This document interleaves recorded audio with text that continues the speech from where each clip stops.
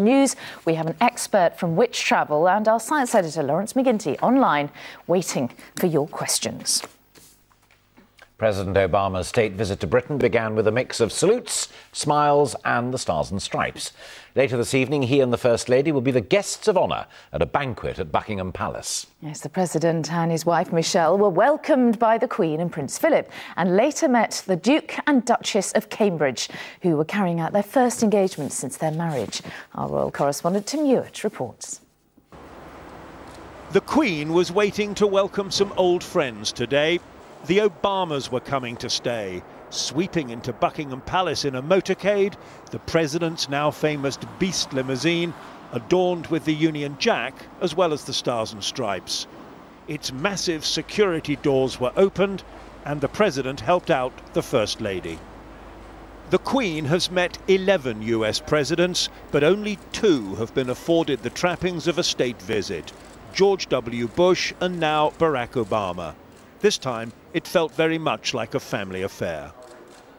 William and Kate, now the Duke and Duchess of Cambridge, were on hand for a private meeting. Their recent honeymoon in the Seychelles and their visit to California in July were likely topics of conversation.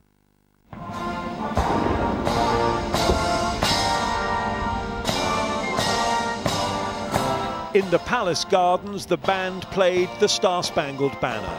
The President and the Duke of Edinburgh inspected the guard. There was a 41-gun salute. And a new chapter in transatlantic relations was opened. There will be no shortage of political discussion to cement the special relationship during this visit, but the Queen already has an unusual rapport with the Obamas, especially the First Lady. When they met here 2 years ago, the Queen said to her, "Please stay in touch." There was a stiff breeze to disturb the dignity now. The Prince of Wales had a bad hair day, the First Lady had to hold on to her skirt, and the Duchess of Cornwall and the Queen their hats.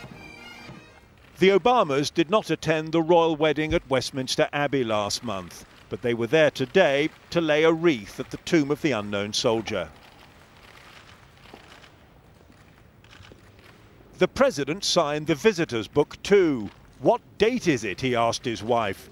In the event, he wrote 2008, an error worthy of 1 or 2 of Mr. Obama's presidential predecessors. There'll be serious political talk tomorrow, not least over Afghanistan and Libya. President and Prime Minister met today, already redefining the special relationship as an essential relationship.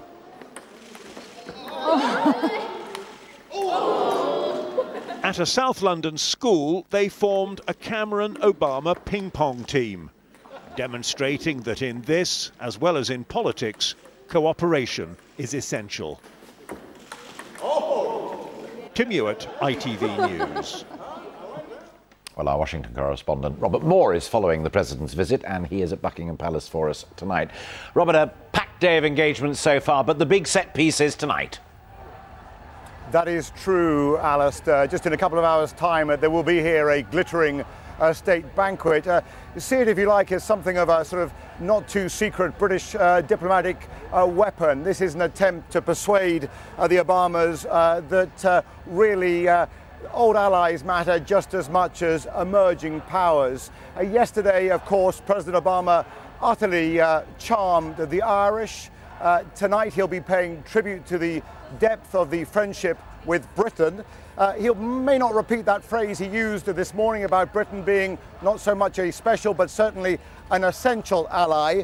And it's not just flattery, it's a recognition as well that in some very tough corners of the world like Libya and Afghanistan, Britain is an important and probably its most effective ally. Certainly I think it's fair to say that President Obama regards Britain in a much more favourable light than he did when he first took power.